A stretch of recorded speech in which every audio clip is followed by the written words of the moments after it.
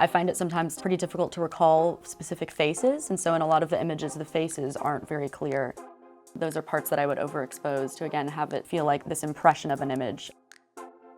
A lot of them, I think, almost don't feel like still frozen moments, but rather almost as if they're in motion, or they're kind of an implication of everything that came before and then after them, as opposed to this one frozen thing in time. Temporal echoes is sort of an exploration of subjective temporality and the way that memories restructure themselves in the mind each time you recall them. And it was all very informed by my experience with ADHD and how that impacts my relationship with time and memory. I kind of wanted to visualize what that experience is like, kind of being lost in your own head and stretched out across so many different timelines at once. In the process of production, I did a lot of projecting of previous photos onto models so that there's kind of this constant, it's like a representation of the constant inflection of the past upon our present. So I would project a previous image of, one of them is a Polaroid, a damaged Polaroid of an old house that I lived in, projected onto a model. And it's kind of hard to tell that, but it's kind of, she's existing within this past moment of this house that I used to live in. Then I would print and then rescan them. So again, they're kind of just in this constant evolution, the way that they're becoming more and more distorted as memories do when we recall them and as we sort of travel through time internally.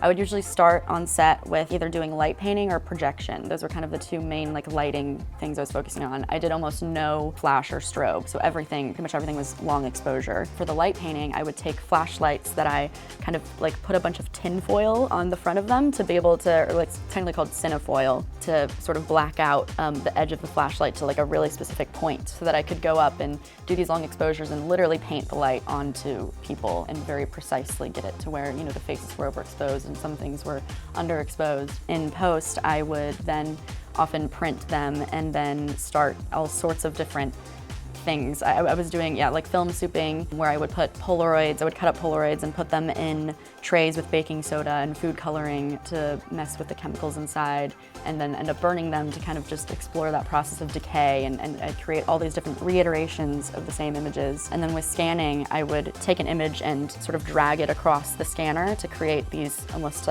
folds in time or folds in the image, so they kind of felt like echoes to me, which is a bit where the title came from.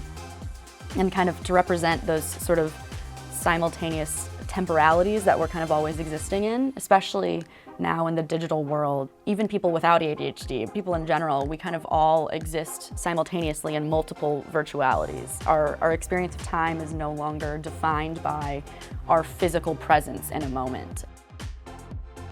I had kind of started using photography as a bit of a mindfulness practice, as a way to sort of work through my ADHD symptoms. I originally started using analog as a way mostly to just slow down my process, and that's literally as simple as using analog to force myself to be more intentional and to slow down on set and to not, go crazy with the shutter and just take a million images. I also think that the process of developing and scanning film is also a really big sort of grounding mindfulness practice for me.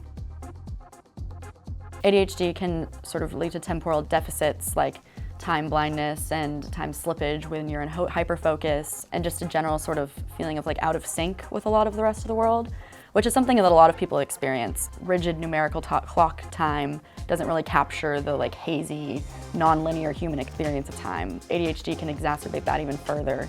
And so I kind of wanted to use photography as a way to create that sort of surreal inner world that we exist within, that I feel like I spent a lot of time in. As a kid, I was always kind of the daydreamy, lost in my own head.